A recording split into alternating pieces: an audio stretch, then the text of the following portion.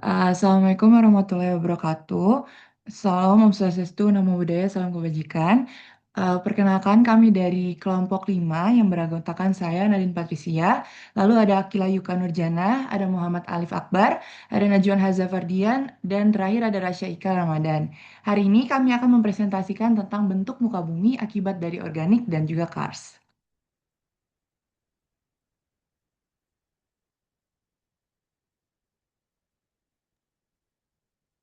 Oke, baik. Yang pertama di sini ada bentuk muka bumi akibat dari organik.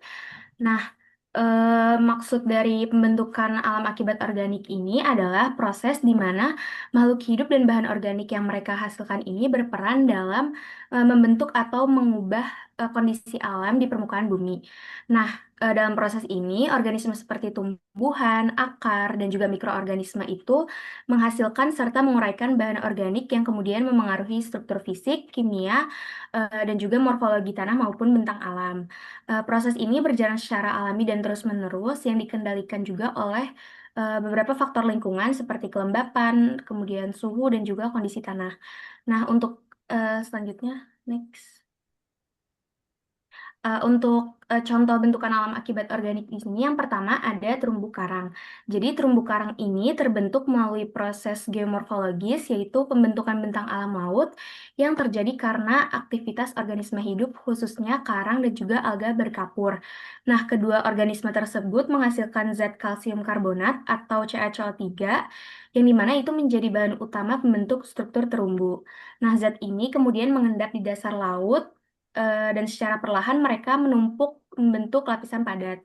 Nah, seiring berjalannya waktu, karang-karang baru terus tumbuh di atas lapisan yang lama yang telah mati tersebut. Nah, proses itu berlangsung terus-menerus selama ribuan tahun atau bahkan jutaan tahun, sehingga kemudian menyebabkan struktur terumbu semakin besar dan juga semakin kompleks. Nah, untuk bentuk terumbu karang ini bervariasi, ada tiga. Yang pertama itu ada freeing reef, yaitu yang tumbuh langsung di tepi-tepi pantai. Kemudian ada barrier reef, yang terbentuk agak jauh dari daratan dan dipisahkan oleh laguna. Kemudian yang terakhir ada atol yang berbentuk cincin yang mengelilingi laguna di tengah laut. Nah, ketiga variasi tersebut akan dijelaskan lebih rinci lagi. Jadi di PowerPoint di sini kan ada gambar yang menjelaskan tentang proses terbentuknya terumbu karang. Jadi gambar itu menunjukkan tiga tahap utama perkembangan terumbu karang dari waktu ke waktu. Tahap pertama itu ada fringing reef atau terumbu karang tepi. Pada tahap itu terumbu karang mulai tumbuh di sekitar pulau vulkanik yang masih muda dan aktif. Nah, karang itu tumbuh di perairan dangkal di tepi pulau, di mana itu memanfaatkan sinar matahari dan juga kondisi laut yang hangat. Jadi di sini karangnya itu masih menempel langsung ke daratan. Lalu seiring berjalannya waktu masuk ke tahap kedua, yaitu barrier reef atau terumbu karang penghalang. Nah, pada tahap ini pulau vulkaniknya ini mulai perlahan tenggelam atau mengalami penurunan kerak bumi. Sementara terumbu karangnya itu tetap terus tumbuh ke atas untuk menyesuaikan diri dengan permukaan laut. Sehingga berakibat terbentuknya laguna, yaitu perairan dangkal yang memisahkan daratan dengan karangnya. Nah, tahap terakhir itu ada atol. Di sini pulau vulkaniknya udah mulai benar-benar tenggelam di bawah permukaan laut. Tapi terumbu karangnya masih terus tumbuh membentuk cincin di permukaan laut, dan di tengah cincin itu terbentuk laguna besar. Jadi secara geomorfologis, pembentukan terumbu karang ini merupakan hasil kombinasi antara proses biologis dan juga geologis. Proses biologisnya berasal dari aktivitas organisme karang dan juga alga yang menghasilkan endapan kalsium karbonat tadi, sedangkan proses geologisnya berasal dari penurunan kerak bumi yang membuat struktur karang terus tumbuh secara vertikal agar tetap di zona yang cukup dengan cahaya matahari. Oke, selanjutnya ada satu contoh bentuk muka bumi organik yang dihasilkan oleh aktivitas hewan, yaitu ada sarang rayap atau termitaria. Nah, sarang rayap ini terbentuk dari kerja koloni rayap yang secara terus-menerus mengangkat partikel tanah dari lapisan bawah ke permukaan. Hasilnya adalah gundukan tanah yang bisa mencapai ketinggian 2 hingga 5 meter. Bentuknya ini memanjang, tidak beraturan, dan seringkali menempel pada batang pohon. Bisa dilihat di gambarnya kayak gitu kurang lebih. Dan juga sarang rayap ini mempengaruhi sifat tanah di sekitarnya, yaitu di mana tanah yang ada di tumbuhi sarang raib ini akan menjadi lebih gembur, lebih kaya bahan organik, dan pada akhirnya akan lebih subur. Boleh di next. Lalu juga ada mangrove di sini. Mangrove tuh membentuk bentang alam organik di wilayah pesisir melalui kemampuan akarnya yang rapat dalam menjebak sedimen halus, memperlambat arus pasang surut, serta menahan lumpur agar mengendap di sekitar tegakan. Seiring waktu, endapan ini bercampur dengan serasa daun dan ranting yang terurai menjadi humus, sehingga tanah menjadi lebih tebal, subur, dan stabil. Dalam jangka panjang, mangrove dapat mampu membentuk daratan baru, lalu juga bisa menahan abrasi dan melindungi garis pantai. Dengan kata lain, mangrove itu bukan hanya hutan pesisir, namun juga benteng alami yang sekaligus menjaga keseimbangan bentang alam di wilayah pantai.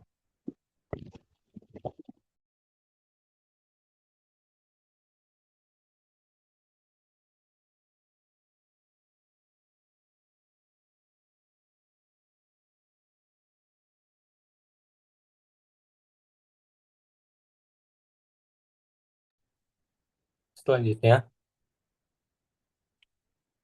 untuk materi selanjutnya adalah bentang alam Kars. Kars sendiri diambil dari kata dalam bahasa Jerman yang diturunkan dari bahasa Slovenia, yakni Kars, yang berarti lahan gersang berbatu. Kemudian, Thornbury pada tahun 1989 mendefinisikan Kars sebagai wilayah pada batuan yang mudah mengalami pelarutan. Umumnya terjadi pada batu gamping atau batu kapur. Selanjutnya, Thornbury juga pada tahun 1989 menjelaskan bahwa terdapat beberapa poin yang menjadi kriteria dari Kars ideal, yakni pertama, terjadi pada batuan yang tersingkap ke permukaan dan mempunyai daya pelarutan, yakni umumnya batu gamping murni, yaitu 80-98% CaCO3 atau kalsium karbonat. Selain itu, dapat juga terjadi pada dolomit. Yang kedua, batuan bersifat padat, terkekarkan intensif, dan juga berlapis-lapis. Yang ketiga, adanya lembah yang mengerosi yang mencapai lapisan bawah batuan dengan sifat-sifat pada poin 1 dan poin 2, sehingga air tanah bisa menyusut masuk dan mengalami sirkulasi. Dengan demikian, dapat terjadi pelarutan yang baik. Kemudian yang terakhir, daerah berada pada iklim dengan curah hujan yang cukup atau tinggi. Selanjutnya,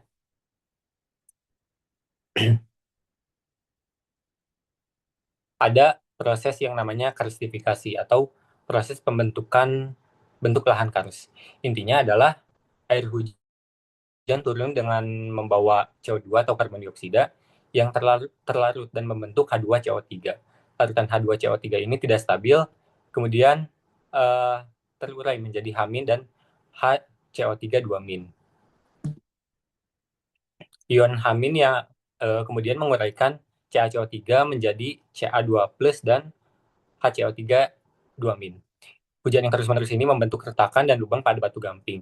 Kemudian dengan periode waktu yang sangat lama dan suplai karbon dioksida yang terus-menerus yang terlarut dalam air hujan, batu gamping tersebut mulai mengalami pelarutan kimiawi.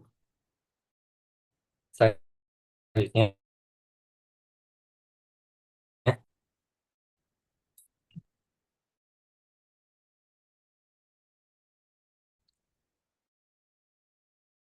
next slide. Ada dari bentuk lahan kars salah satunya yaitu stalaktit dan stalagmit. Nah, stalaktit dan stalagmit ini terbentuk dari air hujan yang melarutkan batu kapur. Saat air menetes di dalam gua, gas karbon dioksida menguap dan kalsium karbonat mengendap dan mengkristal. Endapan di atap gua membentuk stalaktit dan endapan di lantai gua membentuk stalagmit. Terkadang stalaktit dan stalagmit ini menyatu, kemudian membentuk pilar di dalam. Selanjutnya akan dikan oleh rekan saya.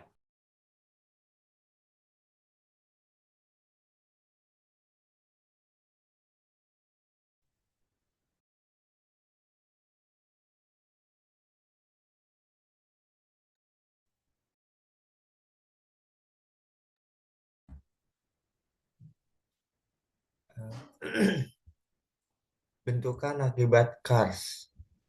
Pertama, di situ ada dolin atau sinkhole, lubang cekung bundar atau oval di permukaan terbentuk dari runtuhnya gua kecil atau pelarutan vertikal. Nah, dari itu kan menjelaskan ukurannya itu sekitar 3 sampai 10 meter per diameter, sering terisi air atau tanah. Dan contohnya ada di Jawa Tengah untuk di Indonesia. Terus ada lagi ada Ufala, depresi lebih besar dari Doline, hasil penggabungan 2 sampai 3 dolin, menggambarkannya sebagai lembah kecil dengan dinding curam terbentuk di daerah kars yang sedang. Selanjutnya ada Polje. Polje adalah lembah dataran luas, ukurannya dari 1 sampai 50 kilometer panjangnya, terbentuk dari pelarutan horizontal besar-besaran.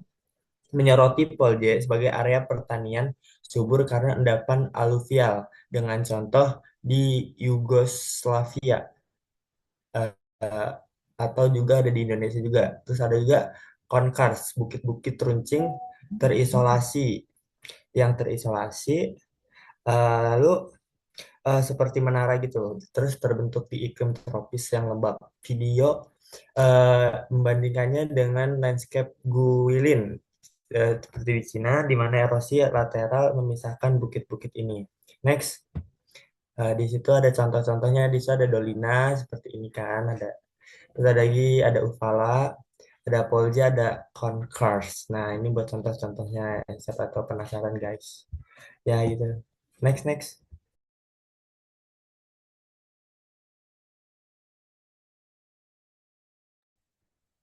Oke, kita udah sampai di ujung dan kita tadi udah banyak ngebahas.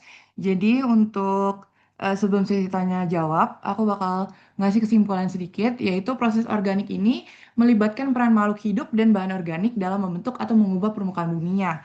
Nah, bentukan akibat proses organik, contohnya yang tadi seperti terumbu karang, terus sarang rayap sama mangrove. Terus buat proses karst itu dia karena terjadi pelarutan batuan. Nah, pelarutan batuan ini umumnya terjadi di daerah dengan batuan yang gamping padat, terus habis itu banyak rekahan sama curah hujannya yang tinggi. Terus untuk bentuk akibat proses karst sendiri, contohnya stalaktit, stalagmit, terus dolina, terus uvala, polje, sama konkars. Jadi bisa disimpulkan bahwa bentuk muka bumi akibat organik itu terbentuk melalui aktivitas biologis makhluk hidup. Sedangkan buat muka bumi karst terbentuk melalui reaksi pelarutan batuan secara alami. Lalu sekarang kita masuk ke sesi tanya jawab. Dipersilakan untuk kelompok panelis untuk bertanya.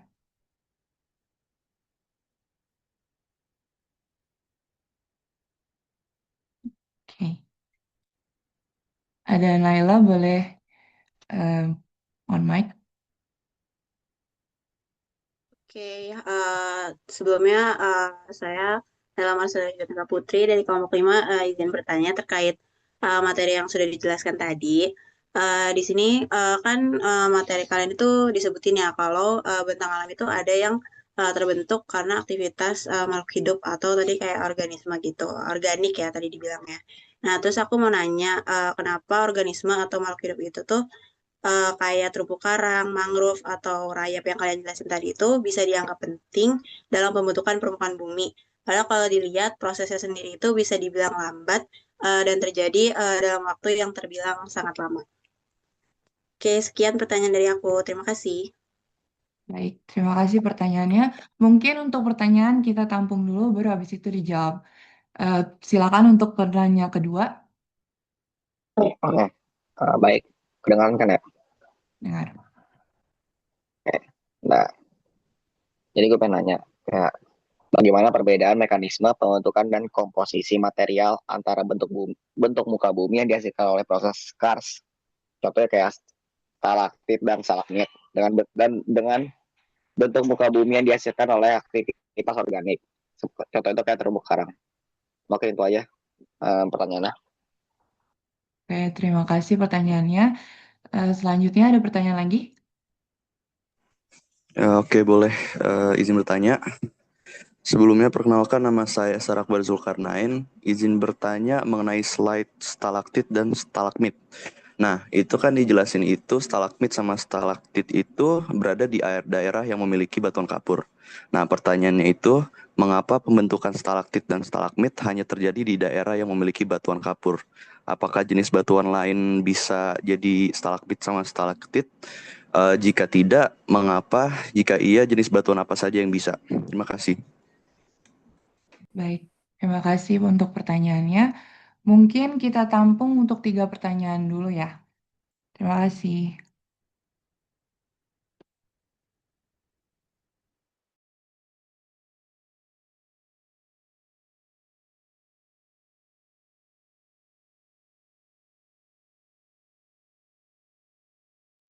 Oke, jadi di sini mungkin bisa langsung jawab pertanyaannya. Yang pertanyaan pertama dari Naila tadi pertanyaannya itu mengapa organisme atau makhluk hidup seperti terumbu karang, mangrove atau rayap itu dianggap penting dalam pembentukan permukaan bumi, padahal proses itu sendiri itu bisa dibilang lambat dan terjadi dalam waktu yang terbilang sangat lama. Jadi jawabannya itu karena sebenarnya walaupun prosesnya lama banget, mereka tetap punya pengaruh yang besar dalam jangka panjang. Misalnya terumbu karang itu kan menghasilkan endapan kalsium karbonat yang lama-lama bisa membentuk pulau ataupun atol di laut. Terus mangrove juga penting karena akarnya bisa menahan lumpur dan juga sedimen. Jadi bisa terbentuk daratan baru di daerah pesisir. Nah, kalau untuk rayap dan organisme tanah lainnya itu mereka juga membantu untuk menggemburkan tanah dan juga bisa mempercepat pelapukan batuan. Jadi intinya itu walaupun kelihatannya sepele dan butuh waktu yang lama, kalau dilakukan terus-menerus oleh jutaan organisme, hasilnya itu tetap bisa membentuk bentang alam yang besar dan juga permanen di muka bumi. Seperti itu. Baik, apakah jelas untuk Naila? Oke, terjawab. Makasih banyak. Baik, terima kasih. Terus untuk pertanyaan kedua mungkin aku yang jawab ya. Tadi Dava nanya perbedaan mekanisme pembentukan sama komposisi material antara bentuk muka bumi yang dihasilkan oleh kars sama eh, bentuk muka bumi organik. Nah, kalau misalnya untuk mekanisme pembentukan sendiri, kayak yang tadi aku udah bilang di kesimpulan, itu tuh kalau cars terbentuk dari pelarutan batuan. Jadi kayak misalnya pelarutan batuan kapur, CaCO2 yang dilakukan sama air yang mengandung asam karbonat lemah. Wah, berisik. Terus untuk aktivitas organik sendiri itu pastinya terjadi karena biologis yang tadi karena makhluk hidup terutama yang tadi karena contohnya hewan karang gitu, terumbu karang.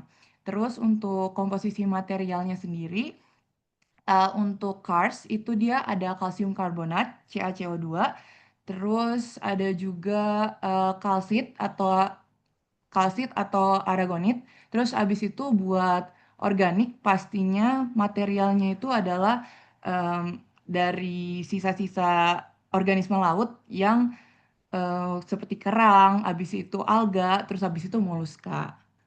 Apakah terjawab, Dava? Oke, oke. Terima kasih, Din. Oke, terima kasih. Oke, gue izin nambahin jawabannya Akila tadi buat pertanyaannya si Nela. Nah, kenapa tuh penting banget? Soalnya selain yang disebutin Akila tadi, organisme kayak terumbu karang, mangrove, dan rayap itu juga punya peran penting buat menjaga keseimbangan ekosistem. Terumbu karang misalkan, dia itu tadi kata Akila kan menghasilkan endapan kalsium karbonat ya. Tapi dia itu juga melindungi pantai dari gelombang besar dan juga menjadi habitat ribuan spesies laut. Terus juga ada mangrove, dia tuh nggak cuma nahan sedimen, tapi dia tuh juga berfungsi sebagai penyerap karbon yang mengurangi dampak perubahan iklim. Terus juga tadi ada rayap ya, yang dibilang mempercepat pelapukan batuan. Nah, itu dia tuh juga sebenarnya ikut memperkaya siklus hara, yang dimana tanah tuh menjadi subur dan mendukung pertumbuhan vegetasi. Mungkin tambahan dari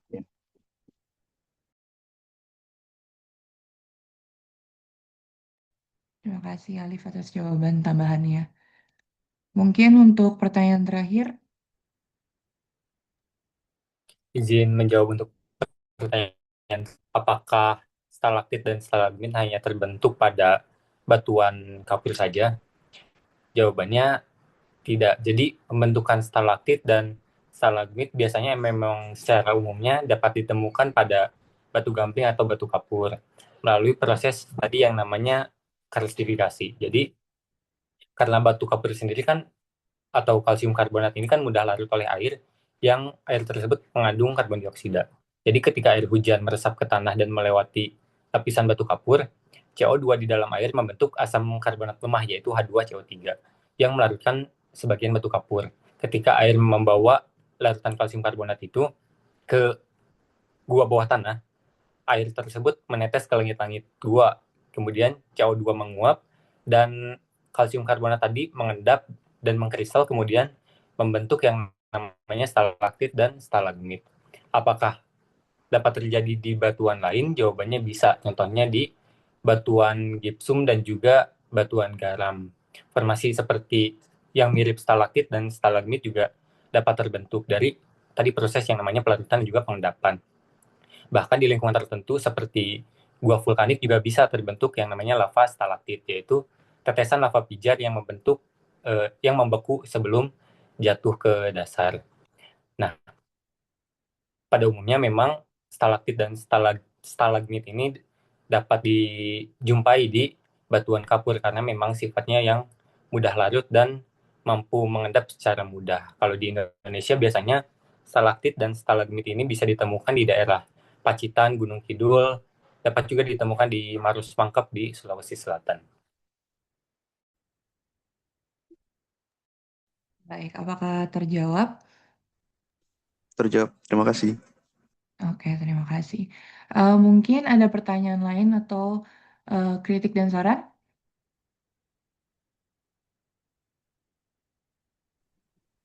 Eh, aku ingin memberi kritik. Sebelumnya, menurut saya isi PowerPoint-nya sudah sangat lengkap. Em, Isi materi di setiap slide-nya juga sudah sesuai, tidak ada yang jompang antar slide. Terus juga di setiap slide-nya udah dicantumkan referensi yang dimana bagus. Tapi mungkin saya mau kritik dari segi isi. Jadi beberapa bagian slide-nya seperti yang kars dan terumbu karang kan sudah dijelaskan dengan baik secara proses. Tapi bagian lain seperti sarang rayap dan bentuk muka bumi akibat organisme masih lebih bersifat deskriptif dan belum terlalu menunjukkan kaitannya dengan proses geomorfologi. Mungkin akan lebih baik jika dijelaskan juga bagaimana peran organisme itu secara ilmiah terhadap perubahan suatu bentuk lahan. Sekian. Baik, terima kasih atas kritik dan sarannya. Apakah ada lagi? Aku ingin memberikan saran untuk presentasi yang sudah disampaikan. Menurut aku yang pertama, beberapa slide menurut aku masih terlihat padat dengan teks.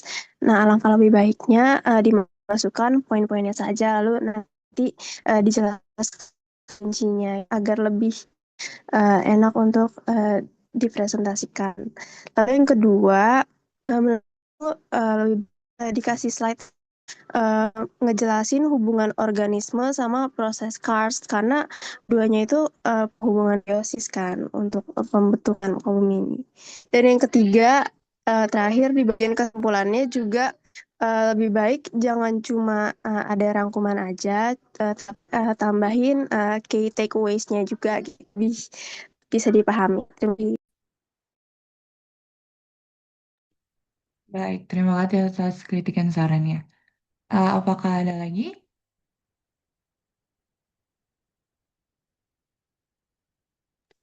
Kayaknya udah cukup, Din. Oke, baik. Mungkin kita cukupkan presentasi hari ini. Terima kasih untuk teman-teman yang sudah hadir pada Zoom malam hari ini. Sekian dari kelompok 5, kelompok kami. Kurang lebihnya mohon maaf. Wassalamualaikum warahmatullahi wabarakatuh. Terima kasih.